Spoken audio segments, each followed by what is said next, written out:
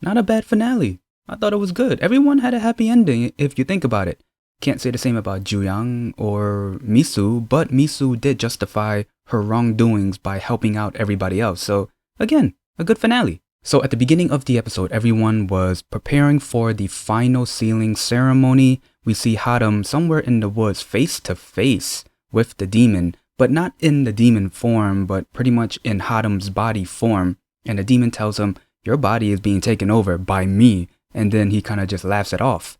Then we get to Lady Samshin. She says that tonight is the night of the full red moon. If we miss it, they're going to have to wait another 1,000 years. And then for Tiger Spirit, she's worried that the demon might not show up. But you gotta remember, Chongi has his eyes, so he has to come and speak of the devil, literally. The demon arrives trying to get the Chongi to get his eyes, tries to break down the ceiling on the door, which is the door of the building where Chongi is trying to finish the portrait. Misu, she tries her best to stall for more time but gets overpowered. And then the demon comes face to face with Chongi and got his eyes back. Now, Lady Samshin and Tiger Spirit tries to do whatever they can do to hold the demon so Chongi can finish the portrait. I'm thinking at the same time, she just got her eyes taken away. How is she going to see and finish the portrait? Here comes Hwacha, and he uses power, but this was an awesome moment. He uses power to bring back Chongi's dad's spirit. And the first thing that he says was, trust your father. Now with the power of Hwacha and the guiding spirit of Chongi's dad, they were able to help Chongi continue painting and finish the portrait. Again, that was an awesome moment. It was such a heartfelt moment to have Chongi reunite with her father, even if it was just for that moment. After that, Hwacha seeped his power into the portrait. Misu again tries to stall for more time, but she gets overpowered. Later on, she does die, unfortunately, but again, she did justify her wrongdoings by helping everyone out into sealing the demon. Then, as Tiger Spirit and Lady Samshin were doing everything that they can, Lady Samshin says, it's time to end it.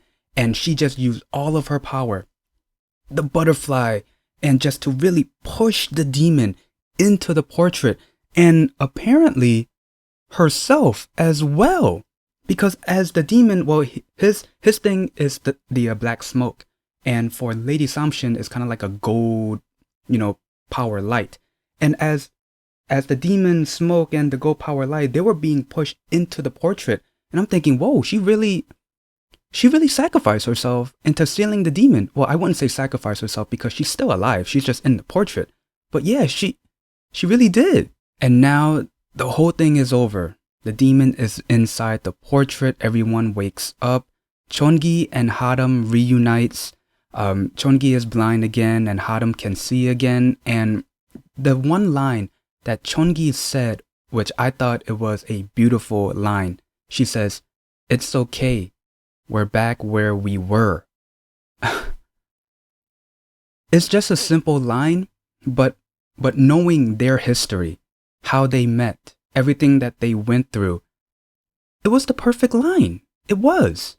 After the entire event was over, now is 5 years later, so a lot happened. So first is Chongi's birthday. Wano is married. The troublemaker got promoted. Juyang, he's still in jail. He still has that scar that the demon left him 24 years later, because at first it was 19 years later, then 5 years added, so 24 years ago. And he has a plan for revenge. And he was informed that his men were already in position. The ending of that was pretty hilarious, but anyway. And Yang Myung, he's off to go see Chongi. We see that Chongi and Hadam are married, they have a kid, and also Chongi, she can see. How did that happen? We were informed that what Lady Samshin said was that everything will go back to its place. That meant that the demon is inside the portrait, meaning the curse of the demon is not on Chongi and her dad anymore. So everything goes back to its place. So Chongi can see again. Oh, I don't want to forget, the king ordered a bestow of honor to Hadam's father.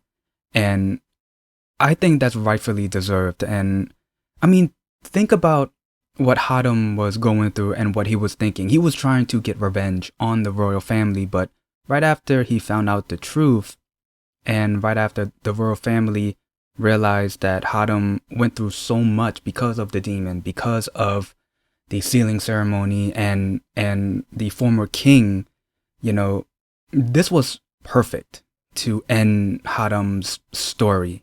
And then a moment later, Yang Myung gets informed that there's some trouble, and it's pretty obvious is Juyang.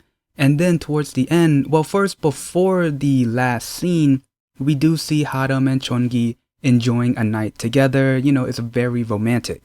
But the very ending scene, we see Yang Myung and his guards getting ready to fight Juyang and his guards. And then just an all-out battle, and then it ends the scene between Yang Myung and Juyang, sword on sword, and just staring at each other like, ugh. And I'm like, dang, you're gonna end it on that? I want to see that. Give me a special episode of that fight and that fight only. So my impression on the finale episode, this was a good finale, a good way to end the entire story. I wouldn't say Juyang's story, not yet, but with Chongi and Hadam, with their romance, with the situation that they had going on with the demon, sealing the demon was, yeah, everything that they did was perfect. I wouldn't change anything. Now for Juyang's story, I'm kind of caught in the middle. On one side, I do understand he wants revenge. The way that they ended it during the fight between him and Yang Myung, it feels like a cliffhanger, and the imagination can be on the viewers. I get that.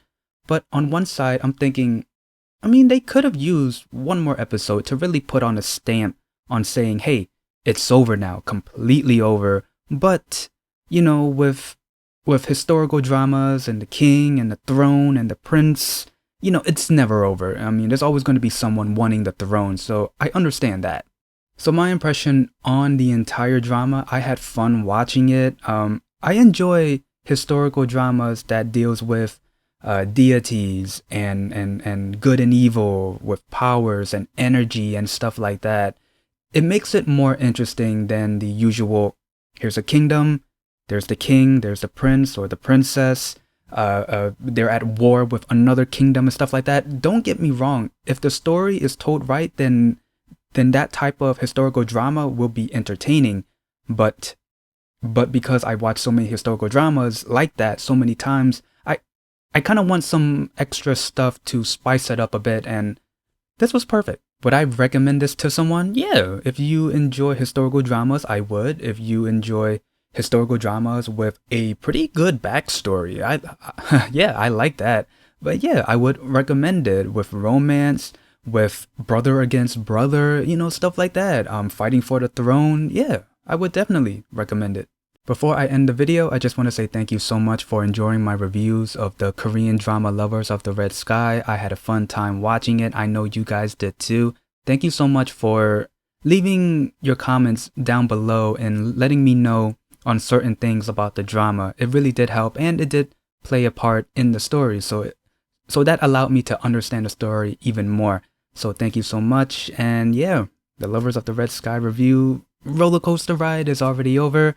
Just want to say it one more time. Thank you so much for enjoying my reviews.